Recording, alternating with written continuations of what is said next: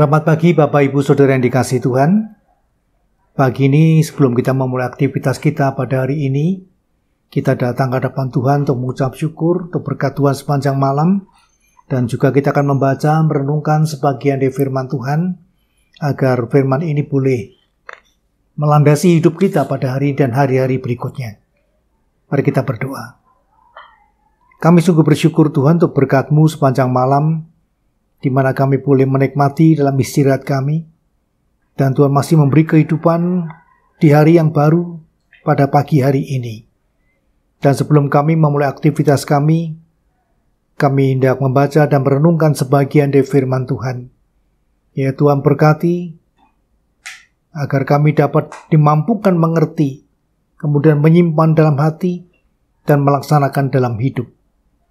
Dan bagi hamba-Mu kiranya Tuhan berkati pelayanannya, Tuhan berkati setiap firman yang disampaikan, bila itu merupakan pesan Tuhan kepada kami semua. Berfirmanlah kepada kami, karena kami siap untuk mendengarkannya. Kami berdoa di dalam nama Tuhan Yesus. Amin. Bacaan kita pagi ini saya ambilkan dari Filipi 1 ayat yang ke-21.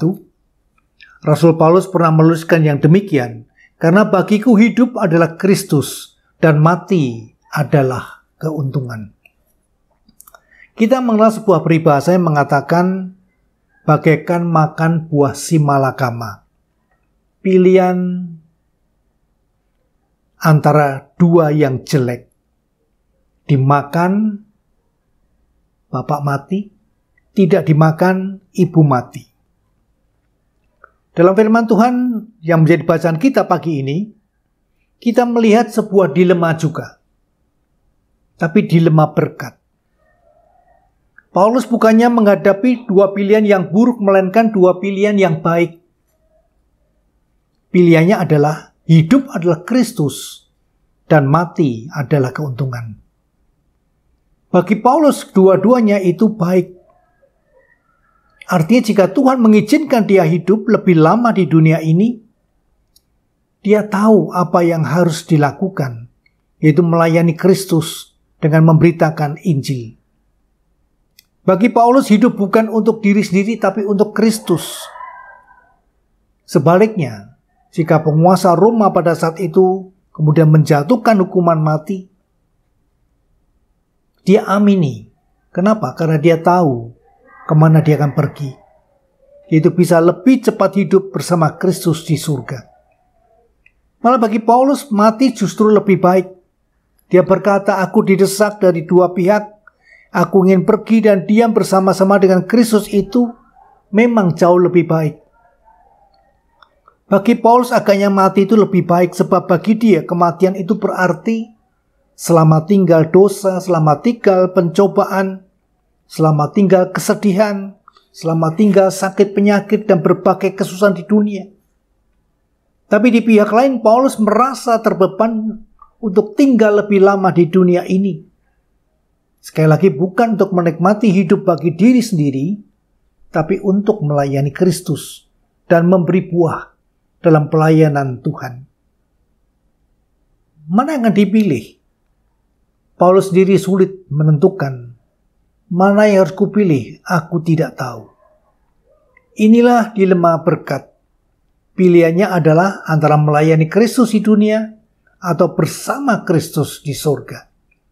Kedua-duanya sama-sama baik. Tidak gampang berprinsip seperti perkataan Paulus ini. Terutama bagian yang kedua, ketika dia mengatakan mati adalah keuntungan. Bagi banyak orang mati bukan untung tapi rugi, sial, dan itu musibah. Karena itu manusia tidak suka membicarakan tentang kematian. Karena kematian dianggap sesuatu yang dianggap sial. Di kalangan orang Tionghoa yang sedang merencanakan pernikahan, maka ditabuhkan menghadiri upacara kematian. Tapi di sini hebatnya Paulus berpikir lain. Mati adalah keuntungan. Dan mengapa Paulus itu begitu tenang dan tidak sedikit pun takut menghadapi maut? Kuncinya adalah pernyataannya yang pertama. Karena bagiku hidup adalah Kristus. Jadi kedua ungkapan itu adalah selalu saling tergantung, artinya hanya mereka yang tiba pada prinsip iman bahwa hidup adalah Kristus, melayani Kristus, memberi buah bagi Kristus, memuliakan Kristus, yang dapat berkata bahwa mati adalah keuntungan. Sebaliknya buat mereka yang menganut pandangan hidup itu hanya untuk mencari kuasa, mencari harta, mencari nama, mencari kedudukan, maka mati adalah kerugian karena semuanya lenyap. Menurut ilmu jiwa analisa, manusia yang takut mati itu sebenarnya disebabkan karena takut kehilangan. Kehilangan orang yang dikasihi, kehilangan miliknya, kehilangan jabatannya, kehilangan nama besarnya. Dan semakin banyak yang diklaim sebagai miliknya, maka makin besar rasa takut untuk mati. Sebab makin besar dan makin banyak yang bakal hilang dan ditinggalkan. Justru di sini letak persoalannya bagi manusia. Milik itu sangat perlu. Prinsipnya adalah yang tidak memiliki apa-apa, dia adalah tidak apa-apa. Manusia akan memandang manusia lain kan dari status sosialnya. Maka manusia itu berlomba-lomba menumpuk harta, mencari jabatan, mencari kekuasaan. Dan itulah yang menjadi andalan orang-orang yang berjuang seperti itu. Bapak Ibu sekalian, kita bersyukur Yesus dengan tegas memberi peringatan yang cukup pedas pada mereka yang kaya. Itu agar hati-hati dengan kekayaan. Yesus mengatakan dalam Matius 19 ayat 24, lebih mudah seekor unta masuk melalui lubang jarum daripada seorang kaya masuk ke dalam kerajaan Allah. Apakah Yesus melarang kita menjadi kaya? Oh tidak. Silakan kaya. Tapi jadilah orang kaya di dalam Tuhan. Dan yang selalu merenungkan ucapan Kristus berikut. Jualah milikmu, berikanlah pada orang-orang miskin. Artinya, harta dan kekayaan bukan tujuan hidup, tapi merupakan alat yang dapat dipakai sebagai sarana melayani orang-orang yang membutuhkan. Dalam kaitan inilah dari awal hingga akhir kesaksian Alkitab, Allah selalu meminta kita untuk menyangkal diri, menyangkal milik dan menjadi manusia yang bergantung 100% kepada Allah. Kepada Abraham, nenek moyang orang percaya, Allah meminta supaya meninggalkan apa saja dan bergantung sepenuhnya kepada Dia.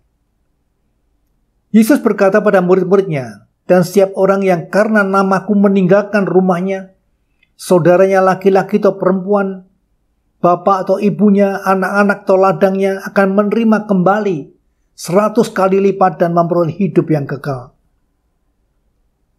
Paulus telah mengamalkan firman itu dalam hidupnya. Dia melepaskan hal-hal yang lahiriah, yang sebelumnya dianggap sebagai milik yang dapat diandalkan, yang dapat dipamerkan. Kesalehan, sunat, orang Israel, orang Ibrani asli, dari suku Benyamin, orang Farisi, dan yang juga menganiaya jemaat. Terhadap semua itu Paulus berkata, tapi apa yang dahulu merupakan keuntungan bagiku, sekarang kuanggap rugi karena Kristus. Malah segala sesuatu kuanggap rugi karena pengenalan akan Kristus Tuhanku lebih mulia daripada semuanya. Oleh karena Dialah aku telah melepaskan semuanya dan menganggapnya sampah, supaya aku memperoleh Kristus. Atas dasar iman inilah Paulus menghadapi dilema berkat, bagiku hidup adalah Kristus dan mati adalah keuntungan. Sekarang persoalan ada pada kita yang masih diberi mandat untuk hidup. Mengapa kita masih diberi perpanjangan waktu untuk hidup? Mengapa kita tidak mati waktu kita sakit dulu? Tentu Allah masih membutuhkan kita untuk bekerja dan memberi buah selama kita hidup di dunia.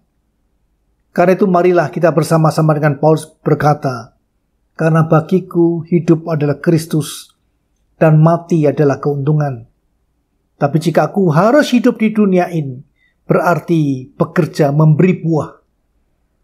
Marilah kita menjalani hidup kita sebagai persembahan yang hidup bagi Kristus. Mari kita menggunakan tubuh kita, tangan, kaki kita, lidah kita sebagai alat untuk melayani dan memuliakan Kristus. Mari kita menggunakan roh kita, pengetahuan kita, ilmu, segala sesuatu yang boleh kita miliki untuk boleh menjadi berkat bagi sesama. Mari kita menggunakan kedudukan, pangkat, harta, kekayaan kita untuk sarana misi Kristus. Jika sikap hidup kita sudah tiba pada kualitas iman seperti itu, maka kita akan sanggup berkata, seperti Paulus, mati adalah keuntungan. Karena kematian tidak hanya lagi merupakan sengat. Kita sudah siap menghadapi kematian kapan saja dan di mana saja. Kematian bukan lagi musibah. Kematian justru merupakan jembatan emas menuju kepada kemuliaan Kristus. Sebab melalui kematian kita bisa hidup bersama Kristus di sorga. Amin. Mari kita berdoa. Terima kasih dan puji syukur kami aturkan kepadamu Tuhan. Pagi ini kami diingatkan bagaimana kami mengisi hidup selama Tuhan masih memberikan hidup kepada setiap kami. Apakah hidup ini hanya untuk kepentingan dan kesenangan diri kami? Ataukah hidup ini akan menjadi dan memberikan buah bagi kemuliaan Kristus melalui segala sesuatu yang boleh Tuhan percayakan kepada setiap kami untuk boleh menjadi berkat bagi sesama. Kami akui Tuhan betapa seringnya kami menjadi egois. Kami hanya ingin menikmati hidup untuk kepentingan diri kami. Dan kami lupa ada banyak orang di sekitar kami yang membutuhkan pertolongan dari kami. Terima kasih Tuhan. Di dalam Kristus Yesus kami berdoa dan bersyukur. Amin.